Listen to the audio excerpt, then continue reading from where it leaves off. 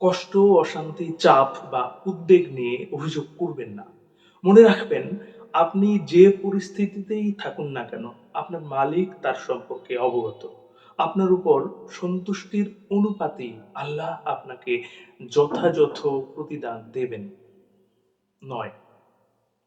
কখনো কখনো অপমান হলে তখন নীরব থাকা ছাড়া আর কোনো পথ খোলা থাকে না। ফায়সালার দায়িত্ব আল্লাহর উপর ন্যস্ত করুন। সর্বাবস্থায় শান্তি বজায় রাখাই সর্বোত্তম।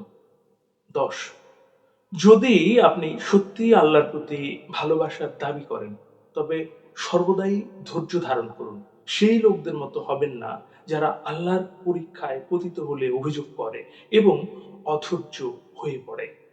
১১, যতই আপনি সর্বশক্তিমানের উপর ভরসা বাড়াতে থাকবেন, ততই আপনার মধ্যে আত্মবিশ্বাস, আশা এবং এমন এক শান্তির অনুভূতি জন্ম নেবে যা আগে কখনো অনুভব করেননি। আপনার অনুভব হবে, কতই না সৌভাগ্যবান আমি। ১২, যদি শুধুমাত্র আপনার সৌভাগ্যের জন্য মানুষ আপনাকে অপছন্দ করে, তবে তাদের প্রতি প্রতিশোধ নিতে যাবেন না, বরং প্রার্থনা করুন যাতে মহান দাতা তাদেরও একই সৌভাগ্য দান করেন এবং তাদের সুখী রাখেন। ১৩, আসুন প্রার্থনা করি। হে সর্বশক্তিমান, যখন পরিস্থিতি আমার অনুকূল না হয়, তখন আমাকে ধৈর্য ধারণ করার শক্তি দিন। আমার হৃদয়ে এমন গ্রহণযোগ্যতার বোধ দিন যাতে আমি আপনার ইচ্ছাকে মেনে নিতে পারি এবং মনে রাখতে পারি যে আপনি সর্বশ্রেষ্ঠ পরিকল্পনাকারী। ১৪, আল্লাহর কাছে চাওয়া কোনো বিষয়ের জন্য অপেক্ষার সময় অভিযোগ বা অসন্তোষ প্রকাশ করবেন না। সর্বোত্তম রূপে ধৈর্য ধারণ করুন।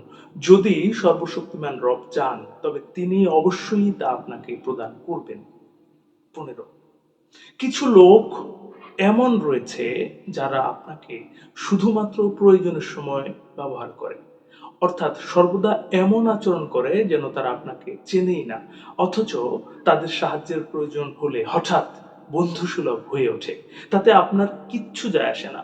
আপনি পারলে তাদের সাহায্য করুন। মনে রাখবেন, আল্লাহ আমাদের পরীক্ষা করার জন্য বিভিন্ন মানুষের মাধ্যমে এরূপ পরিস্থিতি তৈরি করে থাকেন।